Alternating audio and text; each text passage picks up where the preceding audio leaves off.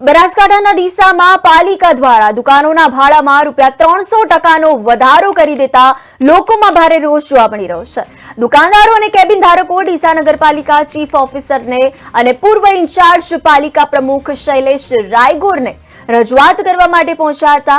લોકોએ નગરપાલિકા પહોંચીને પોતાનો આક્રોશ વ્યક્ત કર્યો હતો।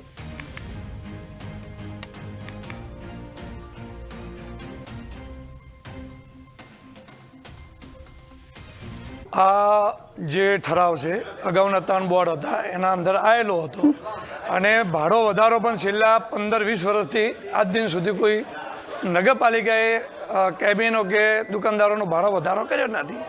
છતાં પણ આજે તમામ વેપારીઓ આવ્યા હતા અને વેપારીઓને જે અનુકૂળ લાગશે એ જ નગરપાલિકા દ્વારા નિર્ણય લેવામાં આવશે। ઠરાવ કર્યો તો ઠરાવનો એવો મતલબ નથી કે તરત અમલમાં લઈ લીધું। વેપારી એસોસિએશનના જે પ્રમુખશ્રી, મંત્રીશ્રી અને અમારા સાથી સદસ્યો બધા ભેળો મળી અને આનો નિર્ણય લેવામાં આવશે। ડીસા નગરપાલિકામાં કેબિનો છે એનો ભાડામાં વધારો કરો। ભાડાનો વધારો એટલે કેટલો વધારો હોય? 500 ગણો, 600 ગણો ભાડામાં વધારો।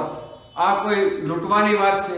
ડીસાના વેપારીઓ અત્યારે જે કેબિનો ચલાવી રહ્યા છે એ કેબિનો કેના માટે છે? એમને જે લોકોને રોજીરોટી માટે આલ્યા છે નગરપાલિકાએ, અને જો એમાં આટલો મોટો ભાડા વધારો કરવો એ યોગ્ય નથી।